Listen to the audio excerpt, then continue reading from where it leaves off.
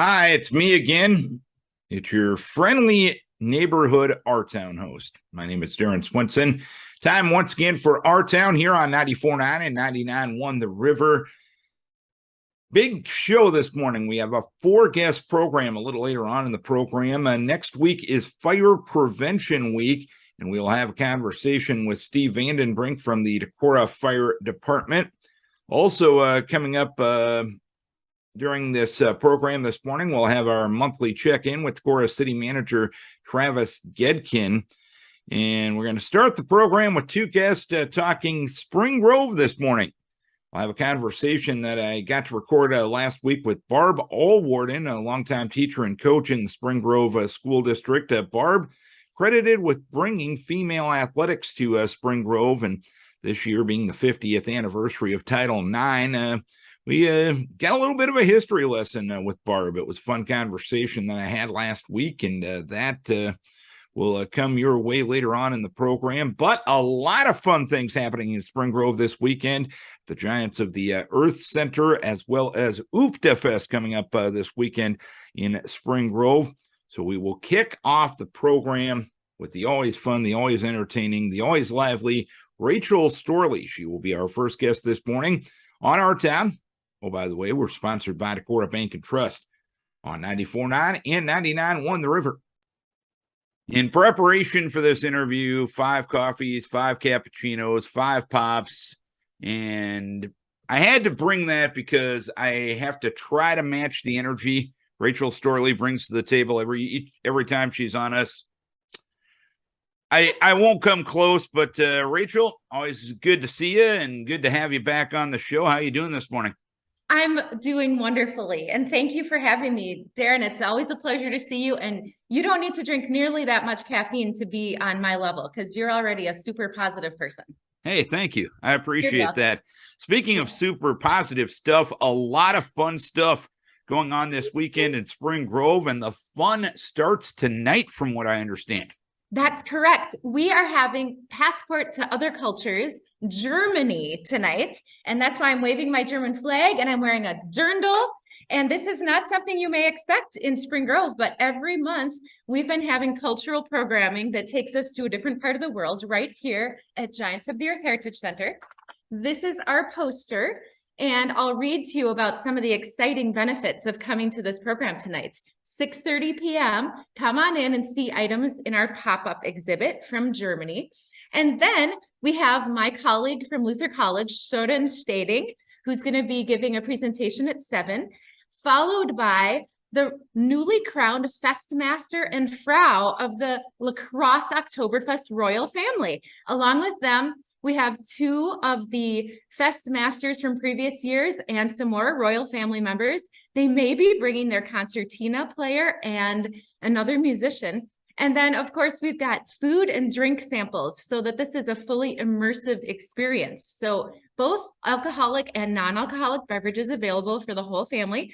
This is a fun night. It utilizes the beautiful hall that I'm sitting in, our Immigrant Hall here in Giants in Spring Grove, Minnesota. We're so excited to have all of these special guests join us tonight, and you should join us too. I will try to put it in my schedule. So you got the German culture education coming up tonight, and it wouldn't be talking about Spring Grove.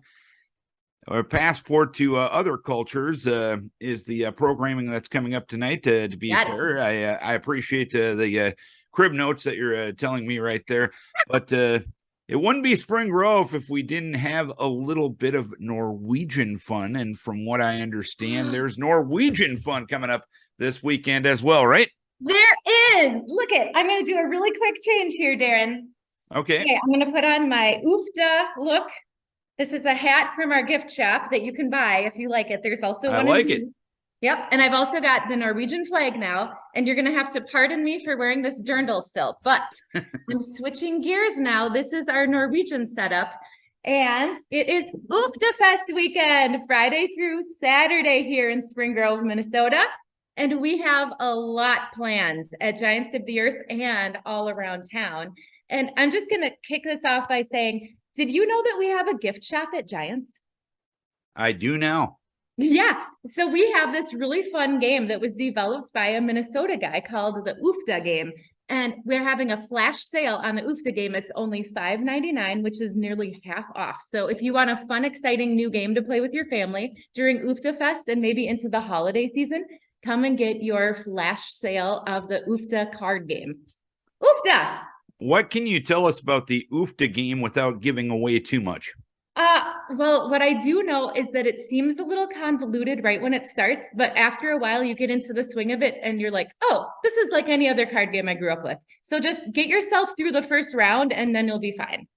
You might say UFTA a time or two, perhaps? You may. Yeah, indeed. I think that's why it's got this name, actually. But even more important than shopping, in my opinion, is the cultural activities that we are offering at the Heritage Center this weekend. We have 55 people registered for a special event here at Giants that are coming from all over the Midwest, as far away as Tennessee and California. And we are so excited because we're setting up some fun stuff for them in conjunction with UFTA Fest and opening it up to the entire community. So all of the guests of Spring Grove and residents can join in. And that begins on Friday night at 4 p.m. We're having a talent show here at Giants. So if you want to just come to the open mic style talent show and share a talent or maybe tell some Oli and Lena jokes, we welcome you at 4 o'clock. That night, we're also having a Norsk Kino Natt, which is movie night. We're showing a really wonderful Norwegian film that does, it's actually in English, and we may show the Norwegian subtitles, but it's a family-friendly film at 7 p.m. right here at Giants on our big screen. And then on Saturday, you will almost not be able to imagine all of the amazing things going on. There are garage sales all around town. And we also have our apple pie pickup at the high school cafeteria. The apple pies here are amazing. So if you want to pre-order one, you just let us know. Bill and Karen Freed are going to be presenting on Peter Rosendahl, who wrote the iconic Ola and Pear comic strip at 9:45 a.m. Before that, my brother-in-law, Jonathan Storlie, is going to talk about DNA and how the genealogical test kits now for 23andMe, for example, how you can get all the information you need from your results on that.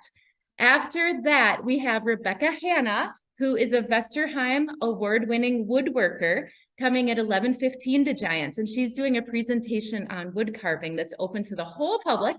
There are rock filter distillery tours beginning at 11:30 a.m. And then a little scary business. Okay. Elaine Haig, local author Elaine Haig is going to share the story of Inga.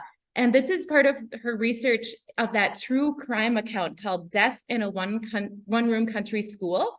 It's a book that came out a while ago, but this was a murder of a school teacher in nearby B in Dorchester, Iowa, that happened in 1921. So there's your kind of like spooky time of October right there. Well, I mean, this is only like 1 o'clock p.m. We're only 2, but I'm going to try to get you through the rest of the day really quick. All right, so let's go.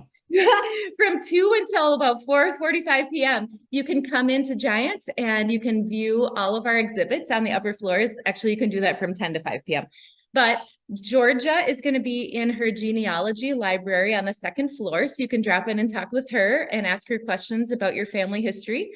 You can also attend some folk art classes. We have Nordic stamping, julekurver, those little heart baskets that are made out of paper. And then the Krumkaka King is going to be here from California, teaching us how to make krumkaka and actually packaging it in a way that you can send it to family and friends all over the world without it breaking. I don't know how he does this, but we're going to find out. That has to take some talent. I think so. I can't hold krumkaka without it breaking. But I can't keep it from breaking when I'm like bringing it to my mouth. Exactly. At 5 o'clock, Darren, there are some big things happening. The homecoming game in Spring Grove begins at the football field.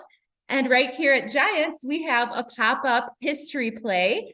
The Lanesboro History Alive crew is going to come, and they're presenting a pop-up play that lasts about 25 minutes about the first Norwegian American Sons of Norway convention that happened back in 1935. And this will be on the back deck, and it's an immersive experience play. All sorts of things going on at Giants and throughout Spring Grove this weekend. That's right. How long has UFTA Fest been going on? That is a great question. And I'm so sorry I don't know the answer to it. I know we took maybe a year or two off during COVID. Okay. And so I can't tell you definitively, but it is like a younger festival than our Sittanamai, for example. Okay. Darren, if I don't say this before I go, I'm going to be so sad. But all right, so say it, Rachel. Say it. I know, I don't want to be sad. Proud. Okay, Beth Rado and John Rado from Decorah are going to be joining forces with a band called Squirrel Tail on Saturday night here in Spring Grove at Ye Old Gray Barn, where we do our summer musicals that you know about. And so we're having an old time barn dance and concert with Beth and John Rado and Squirrel Tail that starts at 7 p.m. We are having some beverages of an adult nature and child friendly available and snacks. No carry-ins, please. But the tickets to this are only $5. You can't get anything for $5. You can barely get a gallon of gas for $5. You get that much fun for $5. Find me a better deal than that. Oh, I know. It's just kind of amazing to think about. So come out for some old-fashioned good times in Spring Grove. And, check out www.uftafest.com for all of the other details, because I'm sure I've missed some things. But of course, the distillery, Fat Pat's, the Legion, all of those places are having some of their own specials too. And we want to include everybody and make it fun. There's a vendor's market in the park, Viking Memorial Park, a vendor's market on Saturday that our friends down the street have set up. There are something like 23 vendors coming there as well. So make sure you pop down at the park as well. But you're welcome to Spring Grove. Welcome till Uftafest. So in other words, if you're bored this weekend in Spring Grove, it is your own darn fault, right? That's right. Darren, grab life by the horns and enjoy it. No doubt about it. Anything we're missing? Anything else you want to pass on about all the funds, whether it's at Giants of the Earth this weekend or in Spring Grove in general, or any other thoughts that come to your mind this morning, Rachel? Well, I have kind of forgotten about something, and that is we're having a tongue-in-cheek sort of Norwegian Uftafest church service at the Country Church in Wilmington, which is right outside of Spring Grove, and Rolf Svano is going to be presiding over that service.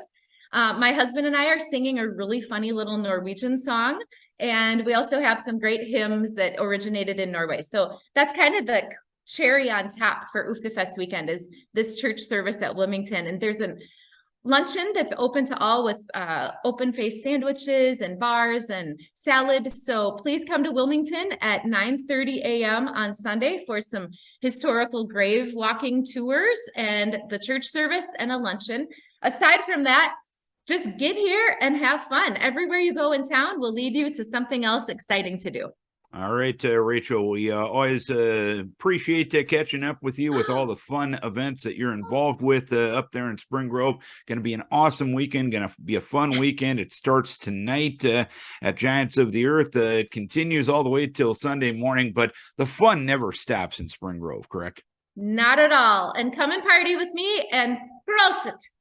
All right, Rachel Storlie, Uftafest coming up this weekend. Many events coming up on Giants of the Earth this weekend. Uftafest.com is the website for all of the information. Rachel, always a pleasure. Always a pleasure with you. Let's say it together. 1, 2, 3. Oofda! Well said. You're a good director. So. Thank you. That's a lot of information. I'm sorry if it went way too long, Darren. Oh, it's never too long. There's no time limit when I'm on with you. Okay. I love you. Rachel Storlie joining us here on Our Town this morning. Many places throughout the country are celebrating the 50th anniversary of Title IX, which opened the doors for many young women to participate in extracurricular activities at the high school level and at the college level. And that is going to be being celebrated next week in Spring Grove. With us to discuss that, longtime teacher and coach in the Spring Grove School District, Barb Allworden. Barb taught and coached for 32 years in Spring Grove, and she will be celebrated, as will 50 years of female athletics in Spring Grove next week. Barb, thanks for taking the time. Thank you for asking. Take us back to 1972. 50 females Okay. didn't get a lot of opportunities to participate in extracurricular activities and sports back in those times before the landmark legislation, which passed that year. What got athletics off the ground in Spring Grove? Well, the actual law of Title IX, which is mandating that you start programs so that girls have the opportunity to participate. And that happened in 1972. And so by 1973, along with other coaches in Southeast Minnesota, started developing a conference. There were a couple conferences, a River Conference and a River Valley Conference. And then we slowly started participating and competing against each other and having conference championships and getting into district competition and with what the girls needed and what they deserved. You just kind of kept going and did what you needed to do. And at that time, to get a lot of sports off the ground, it took a lot of initiative from people like yourself. What all were you involved with at that time at Spring Grove? Me personally? Yes. Well, because of my being involved in so many things, not a whole lot. I mean, it was just the teaching, and outside of that, I did. I played a little softball, played a little volleyball, bowling. Had that kind of stuff going for me. But most of it had to do, centered around doing what I needed to do at school. And when it got when the sports were first established at Spring Grove, I know you were very involved in coaching a lot of these sports. What all did you coach at that time and throughout your career at Spring Grove? Okay, in 1973-74 school year, I started the volleyball program, the basketball program, and I had a track team, which was kind of an interesting thing because we didn't have a track. I also was involved in the GAA, which is the Girls Athletic Association, and that was a club for girls who didn't want to participate in sports but still wanted to be involved with sports. And so we would go in the evening and participate and play and this kind of thing. I also was the cheerleading advisor, and I also was a concession stand supervisor for the boys team. And along with all of that, I was the bus driver. I asked this a little bit tongue-in-cheek. What'd you do in your spare time? And that was a little bit of softball and a little bit of bowling. Yes. As sports got established for females at Spring Grove, as time went by, did you see a change in how females interacted, how much confidence, the way they carried themselves as time went by, being the fact that they were given this opportunity to participate in these co-curricular activities? I would have to say yes, and the reason I say yes is if you were to talk to my athletes, they will explain to you that I was quite a disciplinarian. And so along with giving them the opportunity to participate, I was also hoping to develop good people, good citizens, good girls. That was important to me. And how'd you go about doing that? Because sometimes I think here in 2022, that's lost on a lot of levels of athletics. How did you go about doing that when sports were just getting off the ground for females 50 years ago? Well, this is going to sound pretty blunt, but it was kind of like it was either my way or it was going to be their highway, and don't let the door hit you on the way out. So, I mean, I was the only game in town, and if they wanted to be part of the game, they had to play by my rules. Well, and the way I was brought up, I can definitely respect that attitude. But I graduated high school 27 years ago, so it's Okay. a different world and nowadays. But I definitely respect that mindset that you had. I know you came to Spring Grove as a teacher in 1972. What got you to Spring Grove? I had applied at several schools, and one morning, I believe it was about 7:30 in the morning, I had interviewed in Spring Grove. And in 1972, there weren't a lot of physical education jobs available. And so I had applied there. And about 7:30 one morning, Mr. Lewis, the superintendent, called and he said, "If I offer you a contract, would you take it?" And I went, "Sure." And I ended up interviewing. I was in school at the University of Wisconsin La Crosse. And so Spring Grove being right across the river, went over there, and I absolutely fell in love with the Norwegian community. It was a small school, and I graduated from Port Edwards, Wisconsin, which is also a small school. And so that fit me perfectly. And that's why I ended up there, and that's why I stayed there. And I should have said I was there 34 years. I think I misspoke and said 32, but I was there 34 years, and it was the only place I taught. What kept you there? I just enjoyed the Norwegian community, the people, the staff, everything about Spring Grove.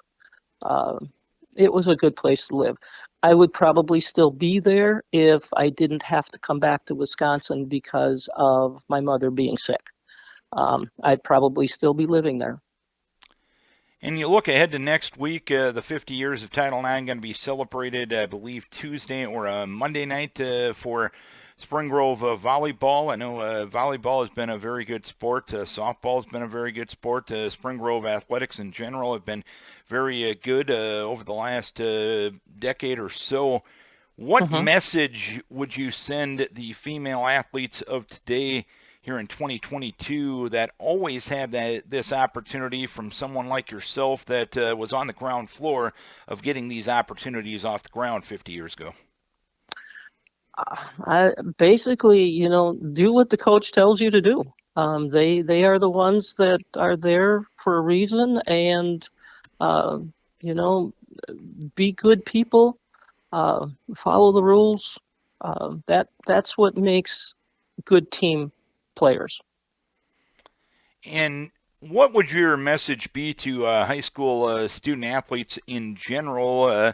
I know you just touched on the message that you would send to kids right now, but sometimes in my mind, kids don't realize how quickly it goes by. Is that another thing that you think maybe needs to be resonated a little bit more to student athletes? Because, when I was 18, I looked ahead to Friday night. Now that I'm in my mid-40s, you can look a little bit more big picture than that, and teenagers, frankly, aren't supposed to do that. Do you feel that needs to be resonated a little bit? The staying involved in the school sports, you mean? Yes. Is that what you're getting at? Yeah, I that's where they need to be. That's where they will learn life's lessons, is being involved with a coach who cares about them, being and working with other folks on that team, the teamwork that goes along with it, and again, I will say the discipline. Winning or losing, being able to accept whichever way that contest goes, and accepting a victory as well as a defeat. How do we keep high school sports going in today's day and age? That's a hard question, and I'm not exactly sure how to answer it. I would answer it in I'm kind of glad that I coached when I did, because I'm thinking now kids have a tendency to get involved in things that I wish they didn't get involved in. I wish they'd stayed with school and enjoyed those times because they go by so fast. and you're an adult for a very long time, and so it's very important for kids to be kids. Looking back at your career as both a coach and as a teacher, what, if you could pick out one or two things, what was the most rewarding thing about working with young people? Well, we had success. I'm not a real big stat keeper, but as far as the volleyball goes, the first 14 years of my coaching, we were conference champs for 12 of those 14 years. And the other 2 years, we came in tied for second. So that was memorable, being able to be successful at being a volleyball coach. The other things is just to get to know the girls, outside of the classroom, seeing their skills develop. Those are the things, the memorable things. Yeah, I think that would be it. And I know it's homecoming week next week in Spring Grove, and I know you weren't a graduate of Spring Grove High School, but does homecoming resonate a little bit to you going back there next week? Oh, I think it's going to be great. I had to leave in 2013. Yeah, I left 9 years ago, and we've not been back that much. And I am so looking forward to going back to Spring Grove. I'm hoping everybody wears name tags, because everybody has probably changed so much, and I don't know that I have. And so they'll probably be coming up to me and knowing who I am, and I'm going to say, you're going to have to help me out here. I'm 73 years old.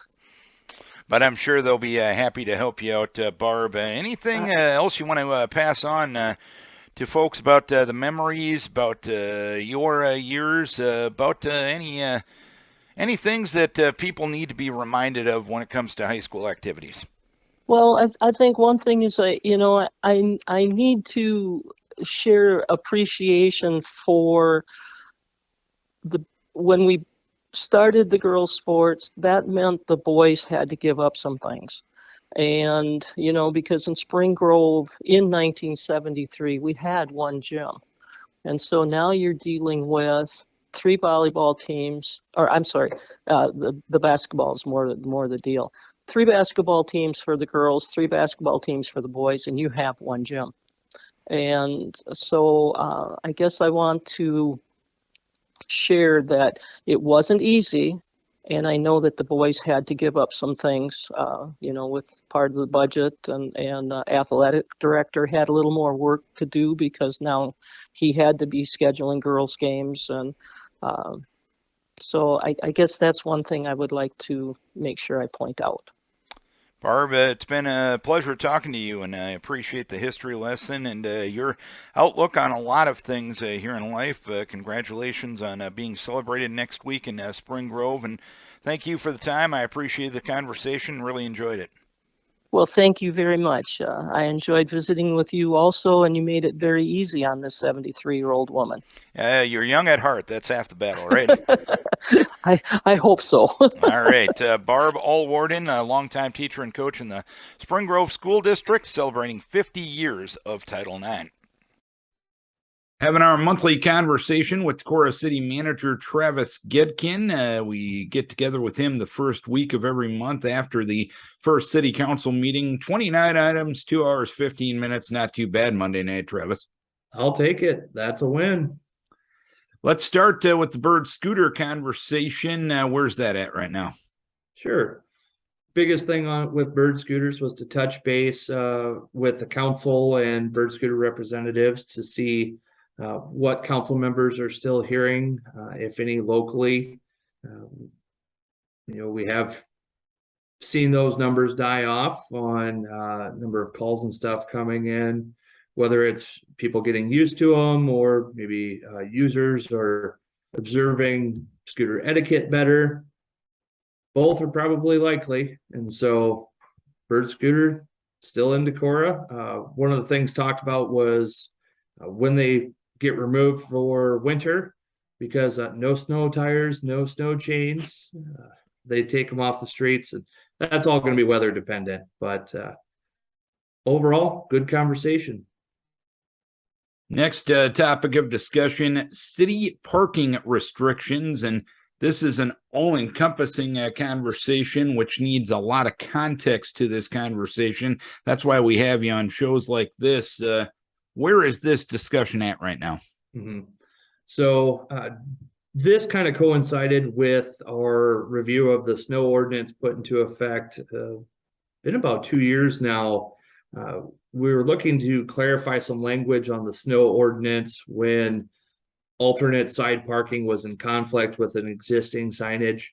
So that's where this all came about, was during that survey, a number of streets were identified that either had current restrictions that maybe don't need to be in place. There were a number that we actually removed some restrictions, as well as some that if the street wasn't really wide enough to accommodate two, bidirectional traffic with one side parking, we did recommend installing some parking restrictions in those areas. So there is a map available in Dropbox. That's the best way to describe it, is looking at a visual depiction. And council ultimately authorized going ahead with what we've identified as snow hauling routes. We're going to implement those first, and then council's looking for feedback on some of those other proposed restrictions. And you touched on snow removal because that'll be here before we know it. You had a first reading of an ordinance amending some of the sections related to snow removal. And last week on this program, we had a conversation with Jeremy Brill about this. And this is more of a response to some of the questions you got about the changes we made last year more than anything absolutely new. Is that a fair way to describe it? Absolutely. Just a lot of clarification. We talk about alternating side parking on odd days versus even days. Well, does that mean if I move my truck at 10 o'clock at night, am I in violation for 2 hours? Or if I leave it sit and then wake up in the morning, do I move it? So we did create a window there where alternate side parking isn't applicable. That's your time to move from one side of the street to the other. Also talked about when existing signage might be in conflict with that alternate side parking, added additional language there to clarify which one's going to trump the other. Next item that you talked about looking at your agenda, it takes a while to review this thing when there's 29 on the docket. The audit contract. I know this was something the city put out to bid. They've had long standing agreement with Hacker Nelson. You decided to, as a city, to look at maybe some other options related to the city's audit in the future. What did the council decide on that? Yep. Ultimately, the council did elect to stay with Hacker Nelson on the accrual basis. And I do think that's where the big question really came down to was there's two ways really for cities to perform an audit as well as budget, cash basis versus accrual. Cash is a much simpler process and therefore cheaper. And that's really what it boiled down to is, do we want to save money by going cash basis as opposed to accrual? And ultimately council decided the value of accrual, which talks about additional liabilities beyond just what's in your checkbook at that time. If I've got a $1 million payment looming, but I've got a $750,000 in cash in the bank, I'm sitting great today, right? But when I got to write that check, if I don't have $1 million in the bank, that's a problem. So ultimately, council stuck with Hacker Nelson on the accrual basis. One item that when I saw it on the agenda, it struck me as one of those that there has to be more to the story than what the item says on the agenda. Consider a resolution for using funds for public purpose. Now, I was thinking this one could go about one of about 16,342,000 ways, but explain what that one was all about last night. Right. So the whole catalyst behind this thing, little background first, I guess. To be able to use public funds, you have to have a clear you have to have a public purpose for that. Can't use it for private purposes, which resulted in the city having a number of 2080 agreements that we entered into to provide funding to, Northeast Iowa Community Action Council, other nonprofits. But then even when it comes to your own expenses within the organization, we have an employee, the TrueCast, we have an employee that just achieved 50 years with the city. Wow. Yeah, 50 years with one employer. And without this public purpose document, we actually can't do anything to recognize that employee's contribution. And so that was a real catalyst of what brought this to light, that the city doesn't have a public purpose resolution like this.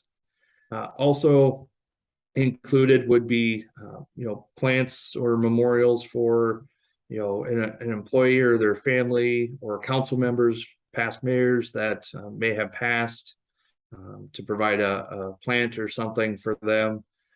Also included even water and Gatorade and food for the fire department. If they're on scene for 8-10 hours on a fire call, you don't want anybody going down from dehydration or exhaustion. But even to buy Gatorade or any kind of buy sandwiches or something to keep them upright, you need to have that public purpose statement in place. So definitely an all-encompassing resolution on that end of things. Another item that was discussed, a review of the Decorah High School baseball field lighting upgrades. Why did this have to go before the council when the decision was made prior to this point by the school board? Yeah, this is one of these oddities where we're considering it more a formality than anything, but technically the city owns left field and third base, and we are partially the property owner, and so want to put it in front of council, just make them aware, have council ultimately also sign off on the proposed upgrades. Staff has no issues with what's proposed within the right of way or anything, so more just a formality. You discussed a resolution that will go before a public hearing at a future council meeting regarding a proposed amendment to the revitalization plan for the 2014 Decorah Housing Urban Revitalization Area. What are you looking at changing? So the biggest thing there, Darren, is the benefit structure. Right now, it is 5 years, 100% on the full valuation of the full increase valuation. So if I build a $400,000 home, I'm observing a tax abatement on full $400,000. That structure is changing to a 5-year, 100% on the first $75,000 of taxable valuation only. So now, if I'm doing a $250,000 house and a $400,000 house, both of those are only receiving benefit on the first $75,000. And the benefit time is still a 5-year period? Correct. And when will that public hearing be held? That one was set for November 17th. I understand October 17th is probably going to be a busy council meeting when it comes to public hearings.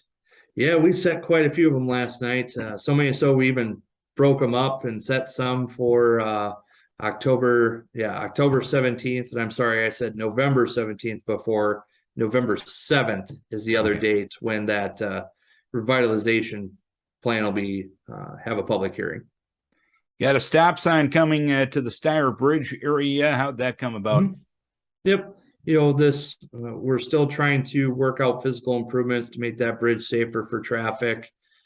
We did put some bids out there, received one bid back that said can't meet it in the time frame, and oh, by the way, it's twice as much as what we had estimated for expenses. So in the meantime, and probably ongoing as well, since it is a 1-lane bridge, putting a stop sign up on both ends of the bridge to have traffic on both sides come to a stop before proceeding across the bridge. and that was approved. Those were the things I highlighted. What am I missing? Well, I think 22 other items by my math. Sorry, man. No, we don't need to go through the entire list today. That's for sure. But no, I think all in all, like I said earlier to start the meeting, I'll take it. It was a good conversation, good council meeting, and you hit on all the highlights. I'm over here looking at my notes from last night, and really the big one I wanted to hit on is the snow ordinance discussion, and really all it is clarification, and that's it. All right. Anything else the public needs to know from the city's perspective as we talk here in the first week of October? I'll just take a quick minute to remind everyone that the public workshop at the farmers market Wednesday, the 5th, from 3 to 6 p.m. For the North Alley area planning effort. So please attend that if you're available. Couple other items. MEU has a listening session on Thursday, October 6th at 5:30 here in council chambers, and also an informational session on the IUB process and financing on Thursday, October 13th, again at 5:30 in the council chambers. All right. That's all the damage I can do for today there, Travis. Appreciate the time, the information as always. Look forward to chatting with you again in November. Hopefully those snow ordinances don't need to be discussed in depth by that time yet. Well, dare I say, didn't we have snow on the ground before Halloween last year, Darren? Or was that 2 years maybe? I repress those memories personally, but it may have been 2 years because I remember I had snow on the ground in Humboldt on asphalt binder, which is not a good thing. So yeah, definitely a challenge on that end of things. Travis, thanks for the time as always. Not a problem. Happy to do it. Travis Goedken, City Manager of Decorah. Next week is Fire Prevention Week, and here to discuss the week is Steve Vandenbrink. He's with the Decorah Fire Department, and as we are recording this conversation, he's sitting on a lake. Have you caught supper yet, Steve? Yes, I have, and we had a good day, and hopefully have a better day tomorrow. So, well, that's thanks, Darren. That's always a good thing, and always a good thing to catch up with you on this week each and every year. And I understand it's an historic week related to Fire Prevention Week. Is that correct? Yes, that is. The National Fire Protection Association started 100 years ago, Fire Prevention Week in 1922.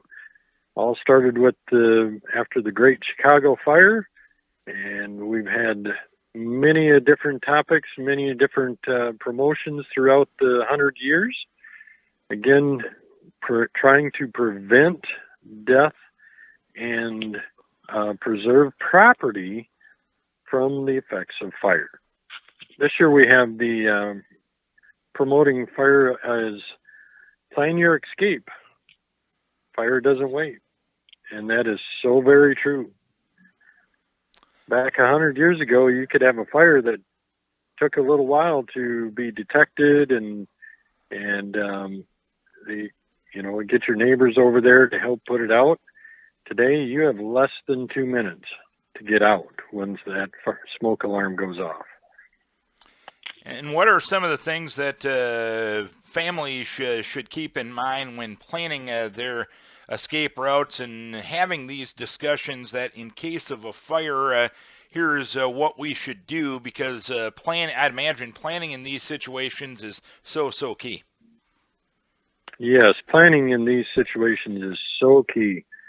Every year your kids go to school, they run a fire drill, they hear what the fire alarm sounds like, but how often do you actually run a fire drill in your home? How often do they actually know what the smoke alarm sounds like? Today, smoke alarms are very intuitive. You could have ones that actually speak to you, that tell you that, hey, there's a fire, get out. Hey, there's a fire, get out. It may tell you that there's a high level of carbon monoxide and that you should exit the building. the key thing is to have a plan. Go over it. Sit down with your family, decide which way to get out, have 2 ways out of every bedroom. And when you're looking at, furnishings and where to put stuff and art and everything that you might pile up in the hallway, think about that you need to bypass that. Or you need to get through that.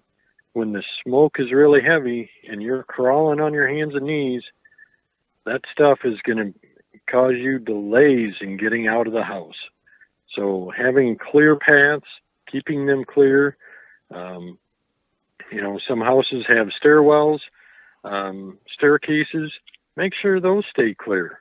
Back in the day, I can still remember at my house, folks would do the laundry. Laundry would sit on the stairs. It was your responsibility to bring it up. Well, you need to bring it up immediately because fire doesn't wait. Plan your escape. And that's what the key message is this year. And how do you avoid complacency? Because this is probably not something that's in the front of our minds a lot as a public, but it needs to be in the front of our minds if the situation arises. How important is it for us in the general public just to avoid complacency on this issue? It is critical. When we look at how people die in fires and where they get stuck at, it is really understanding your knowledge of your house, knowing which paths are easy access out, and keeping them that way. Not letting them build up with everything that we get from day to day.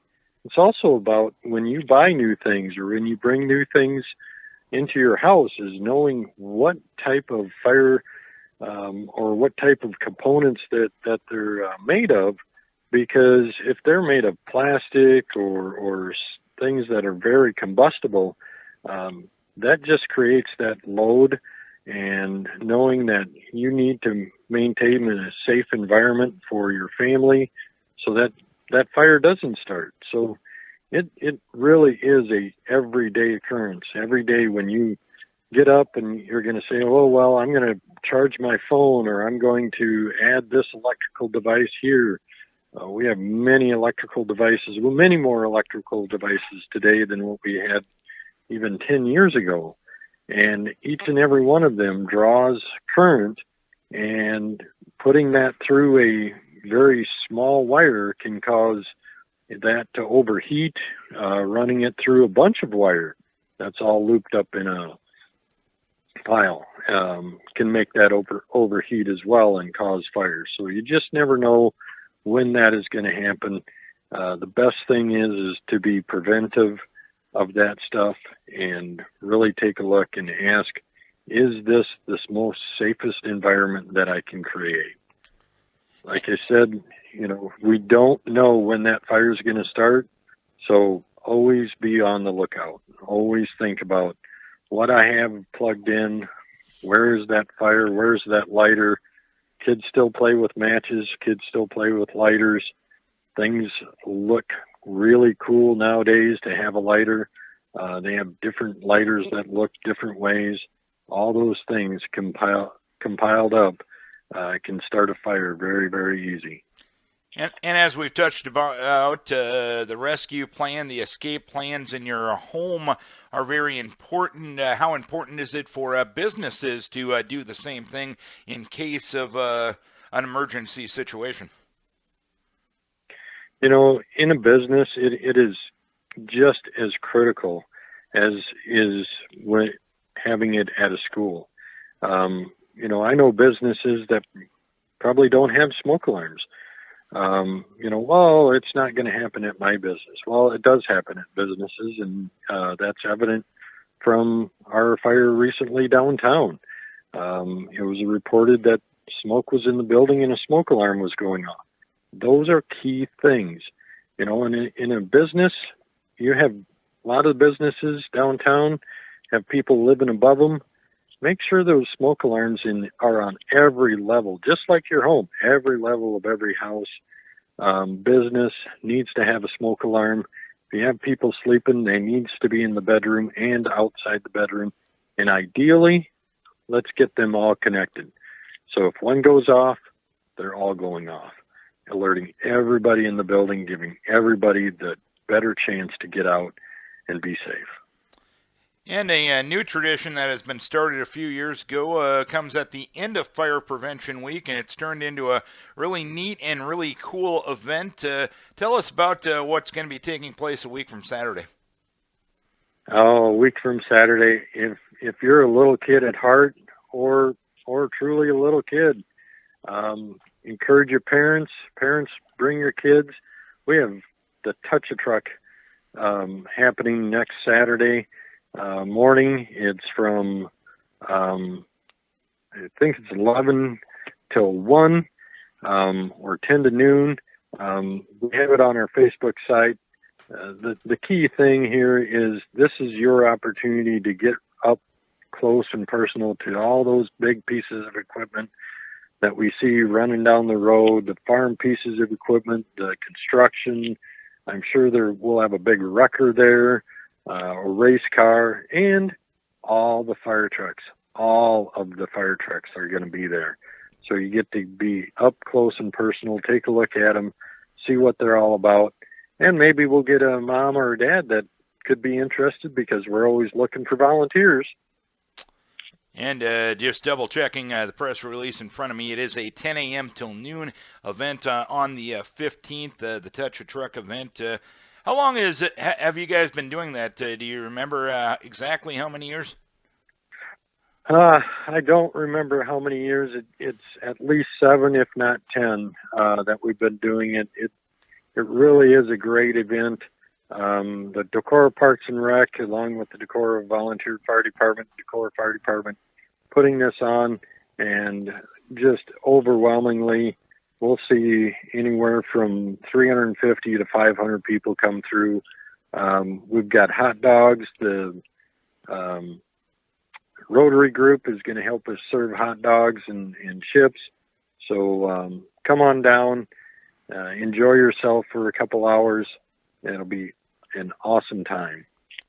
Anything else we're missing? Anything else you want to pass along regarding fire prevention next week, Fire Prevention Week next week, or the Decorah Fire Department and what the public needs to know? You know, we're here at the Decorah Fire Department, we're all about making sure everybody stays safe, everybody can go home at the end of the call, and that we can preserve as much property as we can, and overall that we can save people's lives. And we do this day in and day out. We train multiple times a month, and not just a little bit of training, but we do real good hands-on training. And we truly appreciate everything that the community has done for the fire department. And in turn, that's what we do for you. We make sure that you have a top-notch fire department to respond to your emergencies. And the best emergency is one that we don't have.